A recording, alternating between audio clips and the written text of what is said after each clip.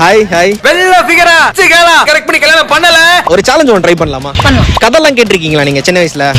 இப்பலாம் கேட்டிருக்கீங்களா? இப்பலாம் கேக்குறது இல்ல. பாப்கார்ன் எஃப்எம் அப்படின்ற ஆப்ல இருந்து ஒரு தமிழ் ஸ்டோரியை வந்து நான் ப்ளே பண்ணி காமிக்கிறேன். அந்த கதையை நீங்க கேட்டுட்டு எப்படி இருக்குன்னு சொல்லுங்க. இஃப் இன் கேஸ் அந்த கதை உங்களுக்கு பிடிக்கலனா நான் உங்களுக்கு 500 ரூபாய் கொடுத்துறேன். ட்ரை பண்ணலாமா? ட்ரை பண்ணலாம்.